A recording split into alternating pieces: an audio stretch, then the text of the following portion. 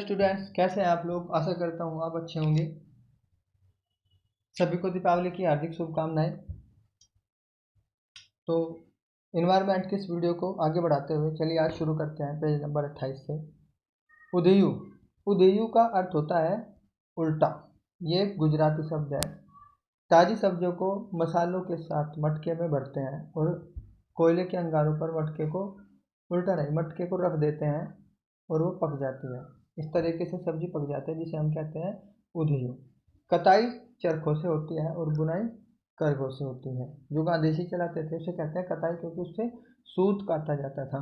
तो कताई किससे होती है? चरखे से। एक बचा बुनाई, वो करघों से। गाय बैल नहीं होंगे तो फिर गोबर की खाद भी नहीं होगी। रासायनिक खाद यूज करने से कीड़ा जल्दी लग जाता है ना। देसी नुस्खों, बीजों और दवाइयों पर किसानों का हक है, बड़ी बड़ी कंपनियों का हक नहीं है। ये कहना है किसका? किसानों का।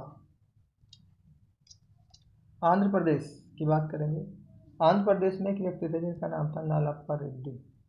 इनका कहना था कि सरकार, किसान अगर कर्ज नहीं चुका पाते, कांटा लगा है ना, अगर कर्ज नहीं चुका पाते तो जेल में डाल देते हैं उनको, लेकिन अगर उद्योगपति कर्ज न चुकाए तो उनको सरकार कुछ नहीं कहती है, कहते थे नालाप्पा रेड्डी। तो बिल्कुल सही बात कही थी उन्होंने कि अगर किसान कर्ज नहीं चुका पाते तो उनको जेल में डाल देते हैं और उद्योगपतियों को सरकार कुछ नहीं कहती।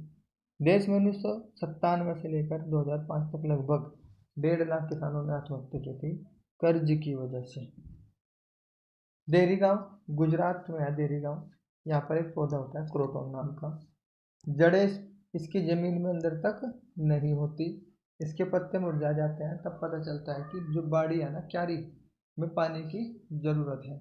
ये बाड़ी को अलग अलग जगह पर अलग अलग नाम से जानते हैं। हमारे इधर क्यारी या फिर क्यारा कहते हैं। फैक्ट्री की खाद यूज नहीं करते ये लोग, केंचुए से बनी खाद यूज करते हैं। केंचुआ क्या करता है? जमीन में छेद करके जमीन को पोली और उपजाऊ बना देता है। केंचुआ क्या कहते हैं? केंचुए को किसान मित्र। केंचुए को कहा जाता है किसान मित्र।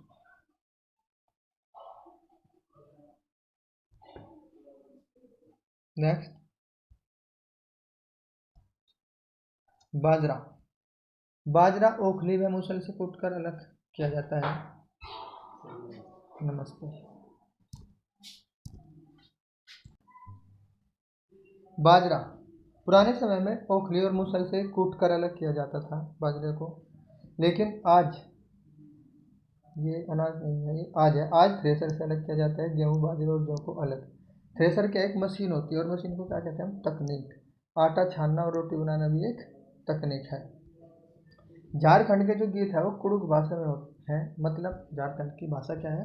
कुड़ुक। ये लोग गिरे पत्ते से और फूलों से माला बनाते हैं। गिरे पत्ते और फूल से माला बनाते हैं और गुलदस्ते बनाकर ये बेचते हैं।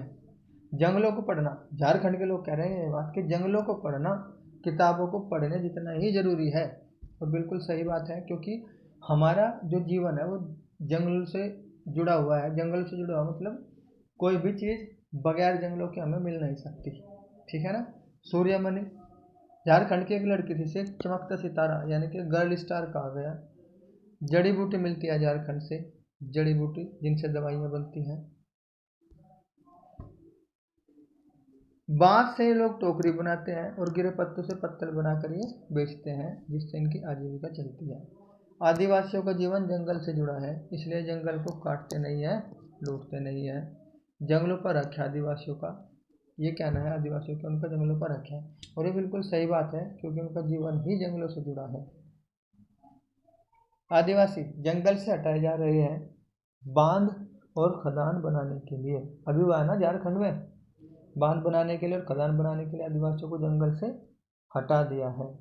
जंगल नहीं होंगे तो मनुष्य भी नहीं होंगे, ये कहना है आदिवासियों का कि अगर जंगल नहीं होंगे ना तो मनुष्य भी नहीं होंगे। स्कॉलरशिप यानी कि वजीफा या छात्रवृत्ति मिला था किसे? सूर्यमणि नाम की एक लड़की को। इसने झारखंड जंगल बचाओ अभियान चलाया था। इसका सपना था क्या? कि कुड़ुक समाज की एक अलग पहचान बने। तोरांग, तोरांग नाम का एक केंद्र खोला इसने। तोरांग का अर्थ होता है जंगल, और उस केंद्र में आदिवासियों की किताबें संभाल कर रखी। बांसुरी और तरह तरह के ढोल भी उसमें संभाल कर रखे गए। 2007 में कानून बना के जो 25 साल से जंगल में रह रहे हैं उनका वहाँ होने वाली या पैदा होने वाली चीज़ों पर हक है और उस जंगल पर भी हक है। ये कानून बनाया गया था 2007 में।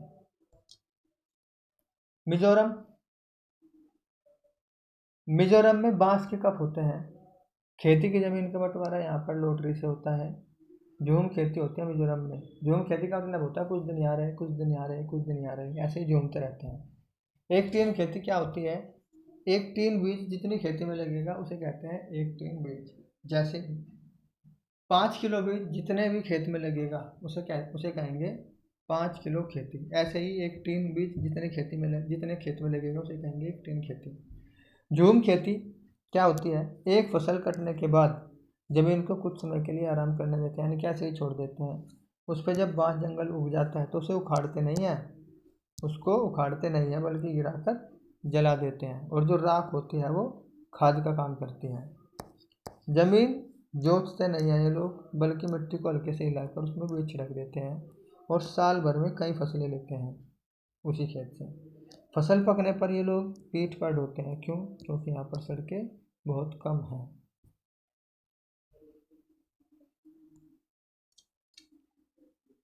Next page. फसल पकने पर ये लोग एक त्यौहार मनाते हैं जिसे कहते हैं चेराव त्यौहार। यहाँ पर चेराव डांस भी है और चेराव फेस्टिवल यानी कि त्यौहार भी है। बांस के डंडे लेकर दो लोगों की जोड़ी आमने सामने बैठती है और ढोल की ताल पर डंडियों के बीच में डंडियों को जमीन पर पटकते हैं कभी आपस में, और डंडियों के बीच में खड़े होकर कुछ लोग कतार में इधर उधर उछलते रहते हैं। ये इस तरह का चेराव डांस होता है। मिजोरम के 3/4 लोग कहाँ रहते हैं? जंगल में। अब बात करते हैं दशहरे पर। दशहरे पर धुनगांव में, ये दक्षिण भारत का एक गांव है धुनगांव, तो दशहरे पर क्या एक्टिविटी होती है? गुड़ और पुरनपोली यानी कि चने की दाल की मीठी रोटियां बनाई जाती है दशहरे पर इनके यहाँ पर। आई कहते हैं माँ को और मुकादम कहते हैं कर्ज वसूल करने वाले को, मुकादम कहा जाता है। सिंचाई के लिए ये लोग ट्यूबवेल यूज करते हैं और नहर यूज करते हैं। दशहरे के बाद लोग गन्ने के खेत में और शक्कर के कारखानों के पास रहते हैं क्योंकि वहीं पर काम मिलेगा, है ना। दशहरे के बाद ईख जो होते हैं वो गन्ना कटाई शुरू हो जाती है, जिसकी वजह से गन्ने के खेत और शक्कर के कारखाने के पास ये लोग रहते हैं और शिक्षक भी इनके बच्चों को पढ़ाने के लिए इनके साथ साथ ही रहते हैं। तो फ्रेंड्स आज इतना ही रखते हैं। आशा करता हूँ आपको वीडियो अच्छा लगा होगा। अच्छा लगा तो अपने फ्रेंड्स में शेयर कीजिएगा, चैनल को सब्सक्राइब कर लीजिएगा, क्योंकि ये वीडियो आम वीडियो नहीं है, आपके सीटेट के लिए मोस्ट इम्पोर्टेंट है। केवल यही आपको पढ़ना है और यहीं से पढ़ के आप बहुत अच्छे नंबर से पास हो जाएंगे। हमारा ऑफलाइन सेंटर भी है सहारनपुर में। हमारे यहाँ जितने भी बच्चे एडमिशन लेते हैं हमारा रिजल्ट ही 96-97% रहता है। तो जो सहारनपुर से बिलोंग करते हैं वो चाहे तो यहाँ पर भी आ सकते हैं। Okay friend, thank you.